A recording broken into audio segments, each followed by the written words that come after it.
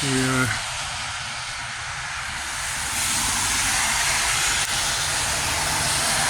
They had the gangster style Kodak Instamatic. Looks more like a gun. People are getting shot with that one, you know. They had eliminated that, and this one, you can only imagine what happened with that, yeah. They were getting shot at with that too. I had to ban that one, which was like a machine gun, you know. An elephant gun, machine gun, right? This one, people were actually going and robbing liquor stores with this one. What about this one here? I get the clip on the bottoms. It's just like an Uzi or something on the set, you know.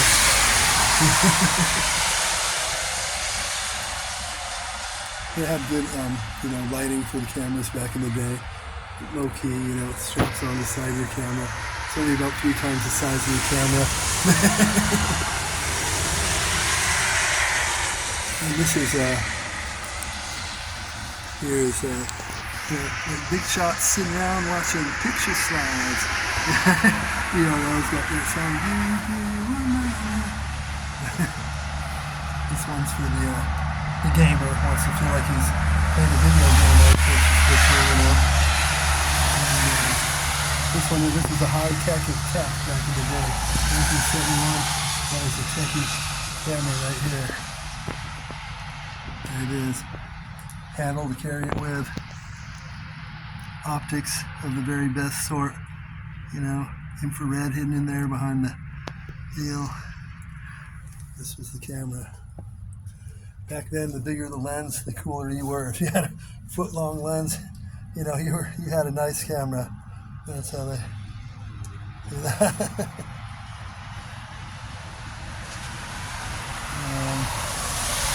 Good old Canon, you know. It looks like a Canon. You know. Here you got a Nikon with a big lens. These things are all worthless, you know. You're always going to give you $5 for them, but they're good for a meal like this, you know. They're pretty cool. We got Minolta, everyday Minolta, state of the art. And this one here, this is the biggie of the time, is the XL Rose developed that one back in the day. See, XL. This one has the flash, the high-tech flash of the day. That was to let you know.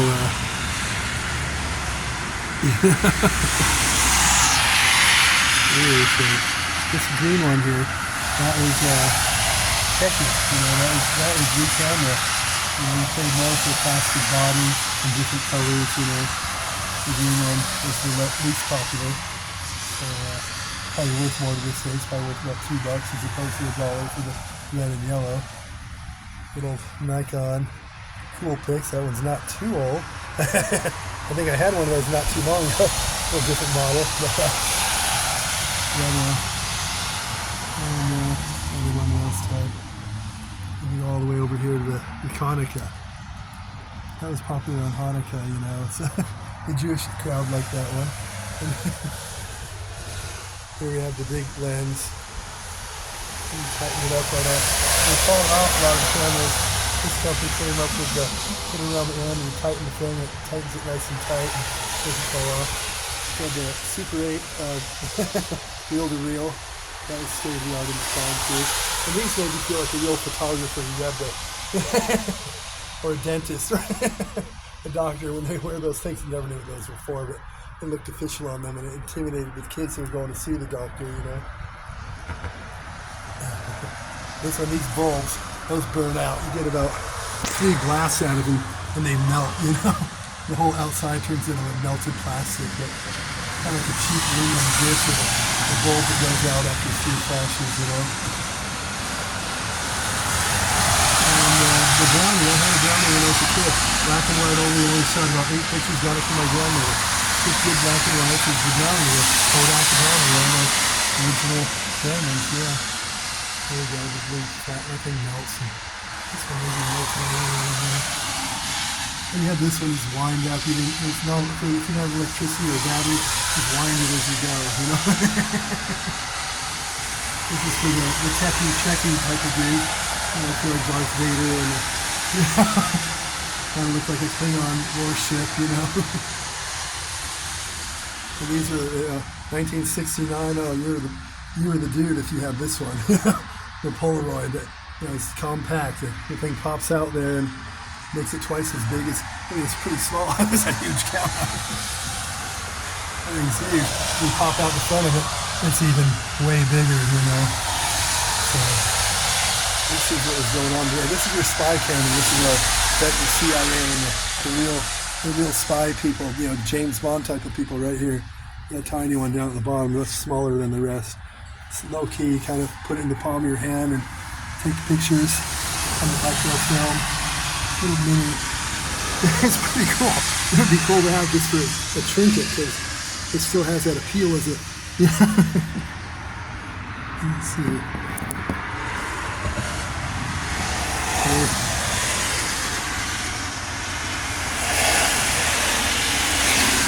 It's pretty cool to see the lens in this.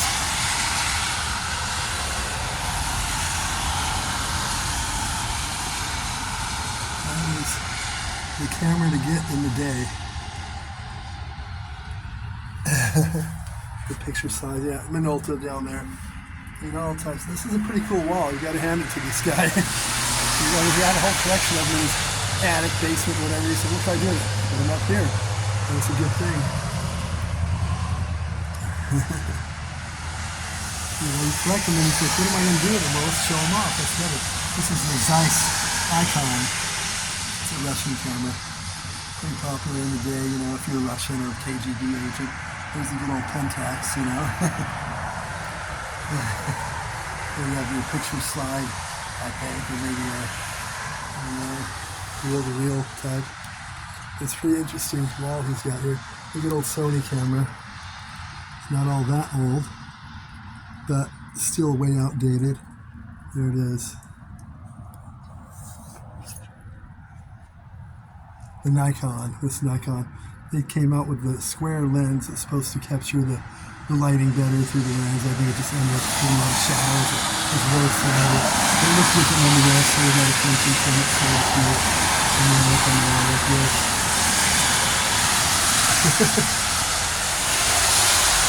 And this one here, that is the satellite camera, and it hooks directly to the satellite. And you feed it right into the live feed with that camera right there. Satellite camera. High tech. That was put out about a year ago. It made it look like an old school camera. It was really one of the more high tech pictures of the satellite.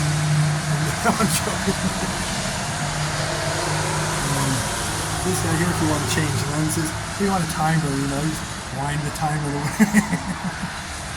You change your lens, you know, different filters and toggle it around.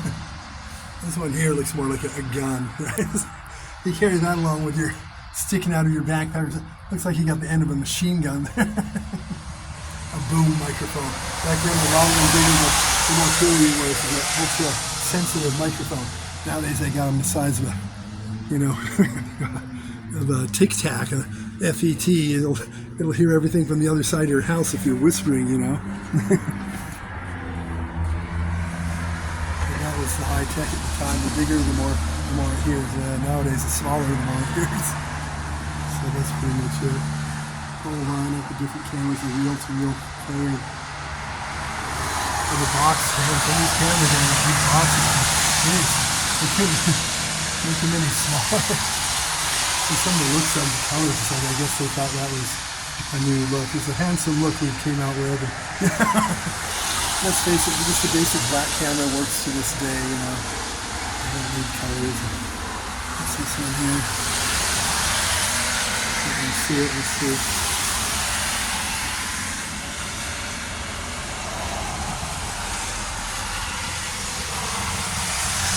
This one here, a little ahead of its time here. Looks like your controller for your PlayStation 2 or whatever, right? See that? And the hand grips on both sides.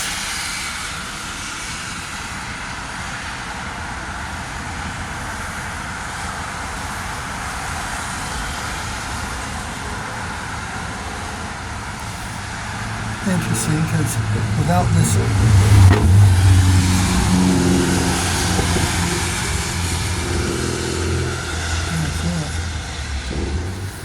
oh, here it is, yeah, there it is, yeah. Look at that.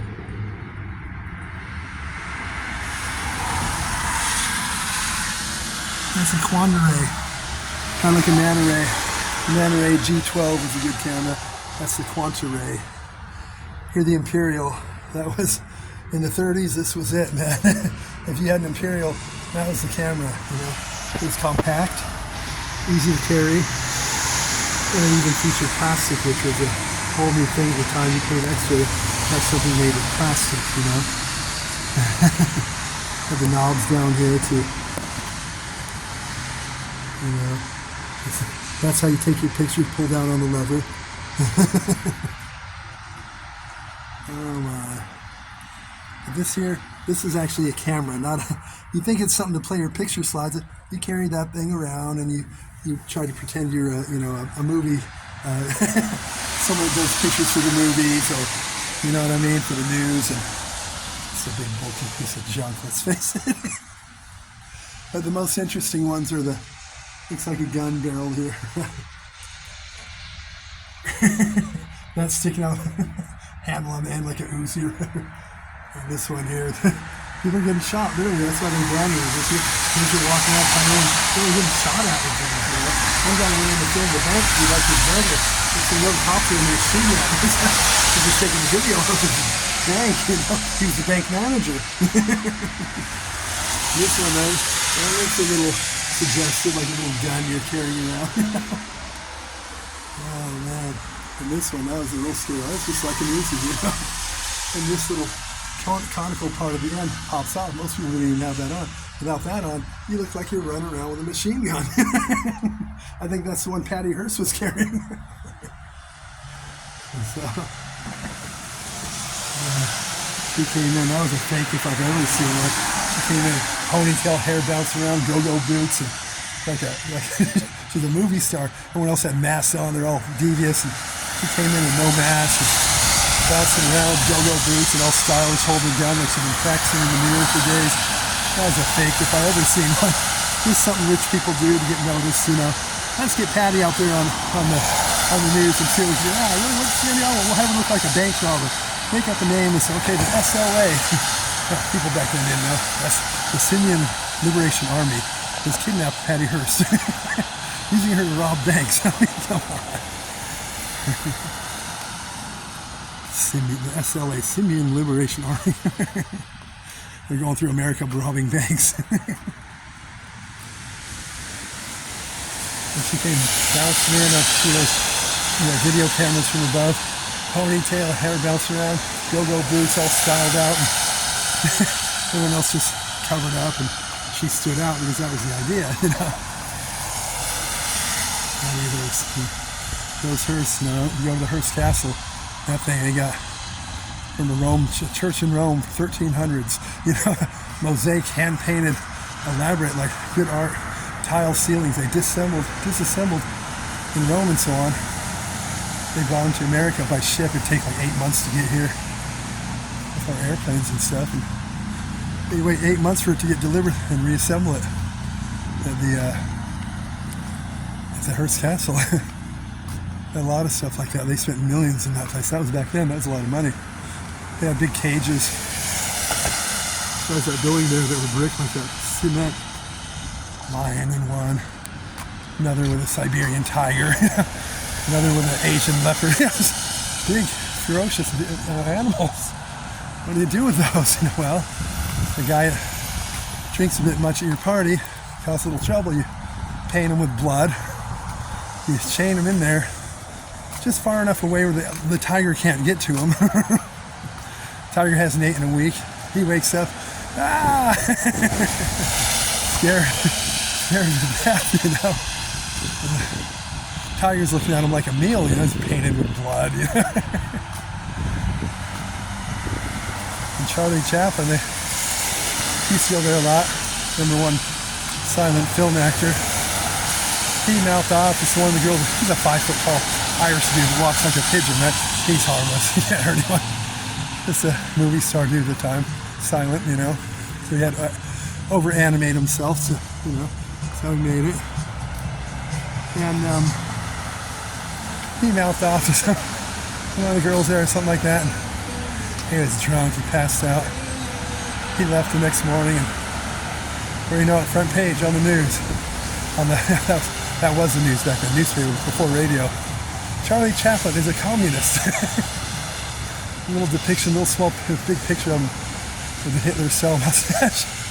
They had a little picture of Hitler in the corner of it. We should have known all along. The resembling. He modeled himself after Hitler. He's a communist, and we got to get him out of the country. This guy's awful. He's a threat to our ways. He's harmless. He's not a commie. And people would come home, and the neighbor would say, "Hey, Dick, you heard Charlie Chaplin's a communist? He's a commie." Oh no, he's not. He's number one silent film director, silent film actor of all time. He's not a commie. Leans down, picks up his newspaper. By golly, he is a commie. It's in the paper. It's true. You talk to people about things. You know, I'm like, that's not true. Yeah, I saw it in the news. And when you have a society that knows 99.9% of people believe what they see on the TV, yeah, it's easy to pass through bullshit. That's why you got to know how to see through it. They'll take 10 stories that are real, right? They'll throw in that one story that's fake. So someone that watches all of them thinks, nah, every story I saw that night, that's real stuff, as real as it gets. The one they weren't sure about, but since the rest are real, it's got to be real too, right? So you're hiding one lie within a bunch of truths. It's easy to get through. These are obelisks. It's called here the Silver Tower.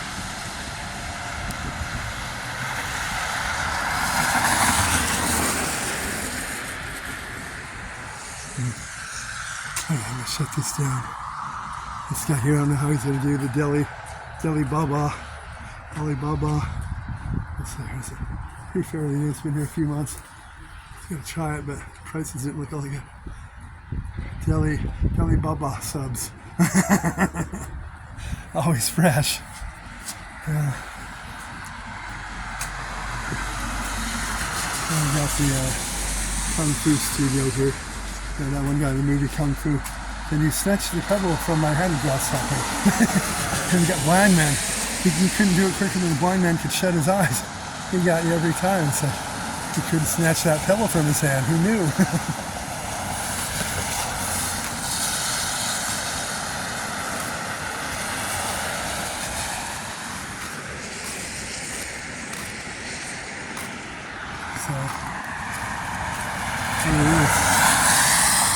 Power lines. Well, we got 3 times as many as there was 6 years ago. I don't see that much more electricity going on. Some of these aren't even activated for, I guess they're on hold. Well, a lot of wires. You look back from here.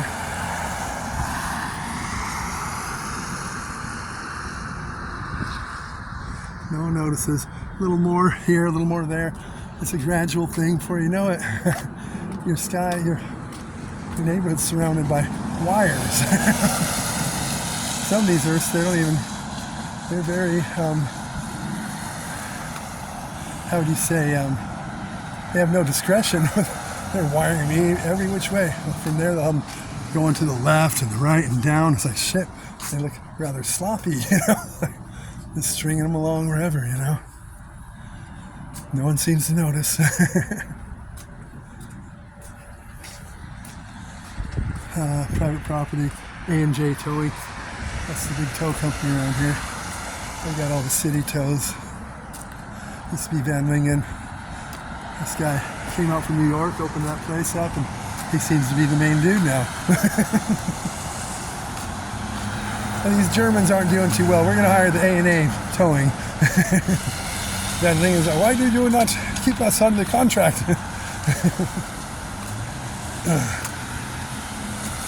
You know, Germans are perfectionists, right? They don't, the English language is Like there's a few other little ones that use the TH sound, like the, this, that. If you're a perfectionist like a German, think about it. That's a sloppy way to talk. Sticking your tongue in between your teeth. No, the true German refuses to use that. So if he's learning English, instead of this or that, he says dis or that. Give me that. Give me dis. He refuses to stick his tongue between his teeth. You can't blame him. It does. It seems a bit sloppy, not too perfection-like, you know. So English language is the only one that uses that.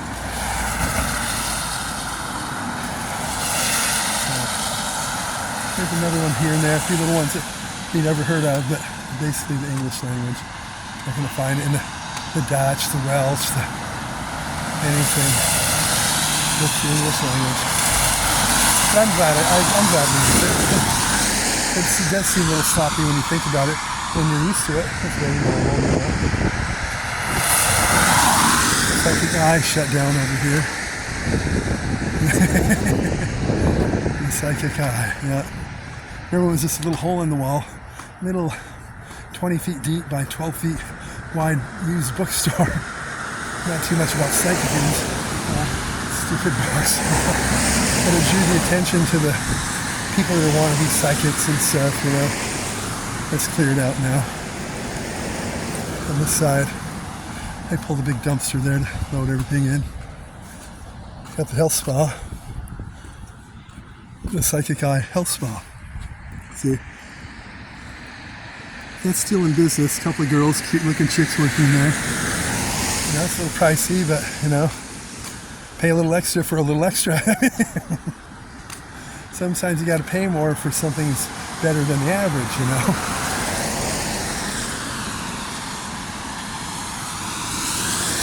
I remember in Nirvana, they had a few rubbing tugs going on. And they did a sweep, shut them down. There's one down on Catalina, right? The guy and his wife, they got sounded, you know. She was doing the extras and he would sit in the front room waiting. She wasn't on that. Yeah, if you're an older person maybe, but yeah. There's one on PCH I know. I never did. I don't go to those things, but you've heard about it. If you live around the area, you know where they all are, you know. Everyone does. That's why you learn how to get buses. Everyone's known about that, you know. And Simply Tiles here. He used to go to BJ Liquor on Catalina, BJ's, and that was his name, BJ, and his wife ran it. Kind of like Al's Coney Island. Never seen Al's Coney Island. Him and his wife came out from New York. Jewish couple, he started that. Kind of like New York Deli. Couple, guy and his wife from New York came out and started the New York Deli. Good sandwich, pastrami sandwich or the corned beef, you know. Great. It's thick in the center, big thick meat. Thins out a little bit on the outside, but nothing like biting into some good meat in a thick amount like that. Normally sandwiches, all I taste is the bread, you know, and the sauce, never enough meat. So I like the New York Deli. Then he opened up one on almost up here, up next to Fat Face Fenders upstairs. I talked to him about it. He goes, I don't know what happened. I thought for sure it would kick in. Everyone would like it. No one even noticed it. So I had to shut it down, yeah. But you're paying $14 for a crap sandwich at the bar.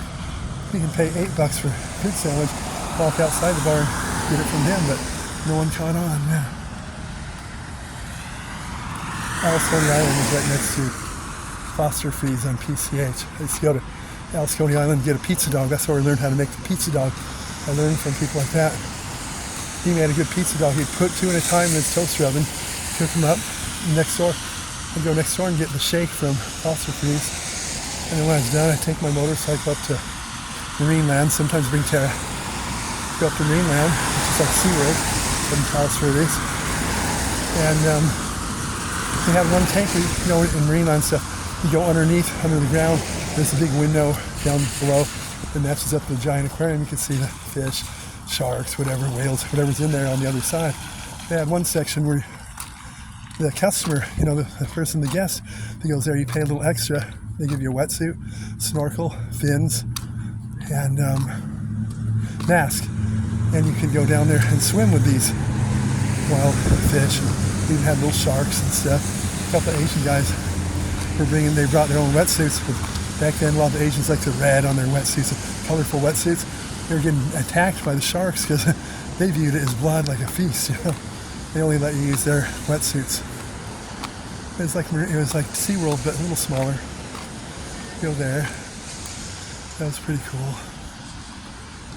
And that shut down. And Phosphorus Free shut down. Al died. His wife tried to continue it. She just wasn't the same back there. So she wasn't happy, you could tell, and she quit. You know, she didn't do it anymore. It was no fun on her own. It was just her and her husband ran it. It was pretty cool.